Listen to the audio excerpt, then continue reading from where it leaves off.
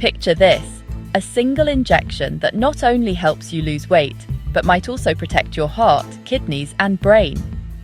It sounds like science fiction, doesn't it? But it's happening right now, and it's transforming medicine as we know it.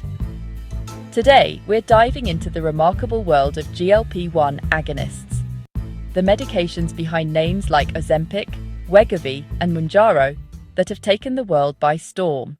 Hello everyone, if you've been anywhere near social media lately, you've likely heard whispers, or perhaps shouts, about these revolutionary weight loss medications.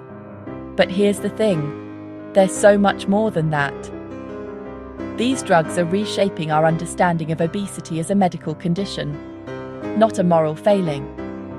They're revealing surprising connections between our weight, our brains, and nearly every system in our bodies.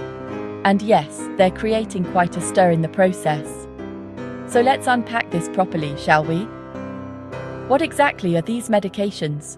Who truly needs them? And what should we know about their remarkable benefits and their very real limitations?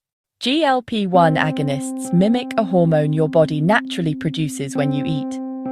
This clever little hormone, called glucagon-like peptide 1, does several brilliant things. It tells your brain you're full, slows down how quickly food leaves your stomach, and helps regulate your blood sugar. The medications we're discussing, semaglutide, sold as Ozempic and Wegovy, and tirzepatide, known as Mounjaro and Zepbound, are essentially supercharged versions of this natural hormone. They were initially developed for type 2 diabetes, but researchers noticed something extraordinary. Patients were losing significant amounts of weight. We're talking about 15 to 20% of body weight on average. That's 1.5 stone to 3 stone for someone weighing 14 stone. But here's where it gets truly fascinating. The weight loss, whilst impressive, appears to be just the beginning. Recent studies have revealed a cascade of unexpected benefits that have researchers absolutely buzzing. Cardiovascular health? These medications reduce the risk of heart attacks and strokes by up to 20%, even in people who don't lose much weight. That suggests they're doing something beyond simple weight reduction. Kidney disease. Early data shows significant protection, potentially slowing progression in diabetic kidney disease by 22%. But here's the truly mind-blowing bit. Researchers are finding these drugs might help with addiction. Patients report reduced cravings for alcohol, nicotine, and even compulsive behaviors like nail biting or online shopping.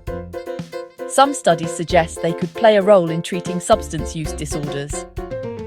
And perhaps most intriguingly, there's emerging evidence they might protect against neurodegenerative diseases like Alzheimer's and Parkinson's. The anti-inflammatory effects appear to extend to the brain itself.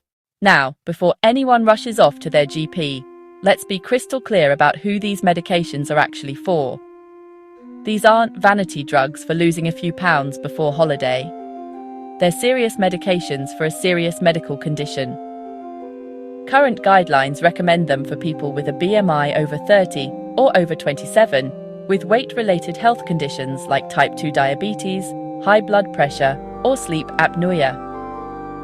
We're talking about individuals whose health, and often their lives, are significantly impacted by their weight. People who've tried multiple approaches to weight loss without lasting success. For them, these medications can be genuinely life-changing, even life-saving. But, and this is a crucial but, these medications aren't without their challenges. First, the side effects. Nausea, vomiting, and digestive issues affect up to 40% of users, particularly when starting treatment. Most adjust over time, but not everyone can tolerate them. Then there's the cost. Without insurance coverage, we're looking at $200 to $300 per month in the UK, or over $1,000 monthly in the United States. That's simply out of reach for many who need them most. The supply shortages have been absolute chaos.